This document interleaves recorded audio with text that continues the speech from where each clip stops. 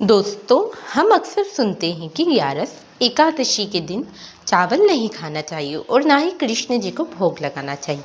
लेकिन इसके पीछे की पौराणिक कथा क्या है, चलिए जानते हैं। पौराणिक कथाओं के अनुसार सतयुग में जब पाप बहुत बढ़ गया था, तब पाप पुरुष ने भगवान विष्णु से कहा कि उसे अन्य दिनों में तो कोई ना कोई स्थान मिल जाता है, लेकिन एकादशी के दिन कोई पाप नहीं करता। तब भगवान ने पाप पुरुष को कहा कि एकादशी के दिन पृथ्वी पर उत्पन्न हुए चावल अन्न में वास करें।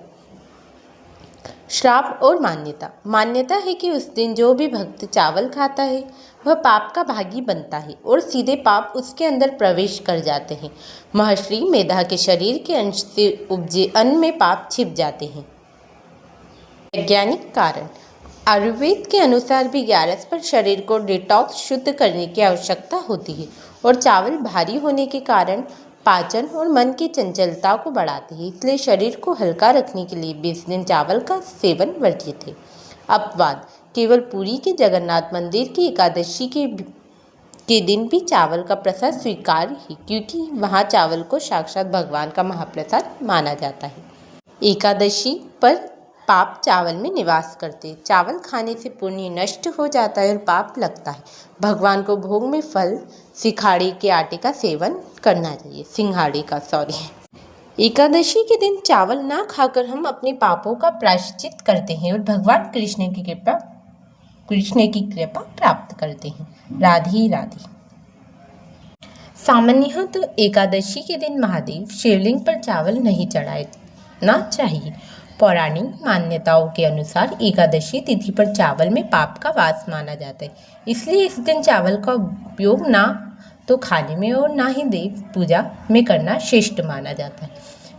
मुख्य नियम और विकल्प। चावल का निषेध। एकादशी के दिन चावल अक्षत भगवान विष्णु को भी नहीं चढ़ाए जाते, क्योंकि यह तिथि महर्षि मेधा के से संबंधित मानी जाती है।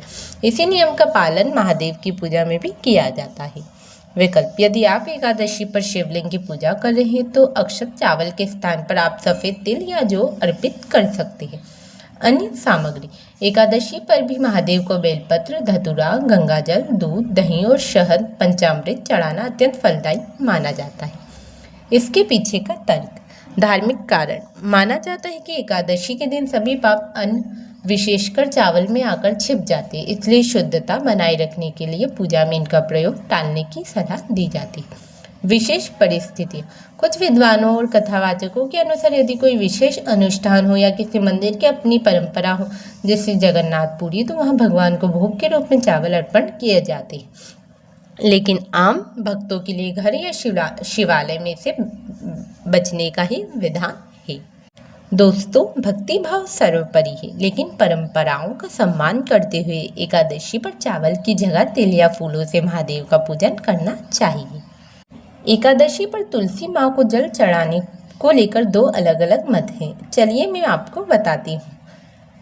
ज़्यादातर धार्मिक मान्यताओं के अनुसार एकादशी के दिन तुलसी माँ को जल नहीं चढ़ाना चाहिए। कारण। माना जाता है कि माँ तुलसी भगवान विष्णु के परम भक्त है और वे प्रति एकादशी पर उनके लिए निर्जला व्रत रखती है। परिणाम। यदि इस दिन उन्हें जल अर्पित किया जाता है तो उनका व्रत खंडित हो सकता है, जिससे माँ लक्ष्मी तुलसी का स्वरूप अप्रसन्न हो सकता है। पत्ते तोड़ना। एकादशी पर तुलसी के पत्ते तोड़ना भी वर्जित माना गया है। जल चढ़ाने का मत। संतों और विद्वानों का विचार। कुछ प्रमुख संत जैसे प्रेमानंद जी महाराज यह मानते हैं कि एकादशी पर जल चढ़ाया जा सकता है। तर्क। उनके अनुसार तुलसी माँ एकादशी पर भगवान की सेवा में रहती है और असली निषेध द्वादशी अगले दिन का होता है। विश्राम। द्वादशी के दिन तुलसी माँ विश्राम करती, इसलिए उस दिन उन्हें छूना, पत्ते तोड़ना या जल देना वर्जित बताया गया। पौधे की रक्षा। यदि अत्यधिक गर्मी हो और पौधा सूख रहा हो तो सेवा भाव से थोड़ा जल देना शास्त्र सम्मत माना जाता है, क्योंकि पौधे को सूखने देना अपराध माना गया है। एकादशी पर अन्य विशेष नियम। दान।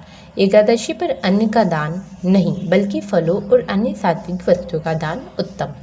सात्विक भोजन। केवल फलहार करें, जिसमें कट्टू का आटा, साबूदाना, आलू, फल और सेंधा नमक ले सकते हैं। पूजा। भगवान विष्णु के मंत्रों का जाप करें, विष्णु सहस्त्र नाम का पाठ करें और व्रत कथा सुने। व्रत पारण। एकादशी का व्रत अगले दिन द्वादशी को सूर्योदय के बाद तोड़ा जाता है, जिसमें चावल खाकर पारण किया जा सकता है। दोस्तों, हम अक्सर सुनते हैं कि ग्यारस एकादशी के दिन चावल नहीं खाना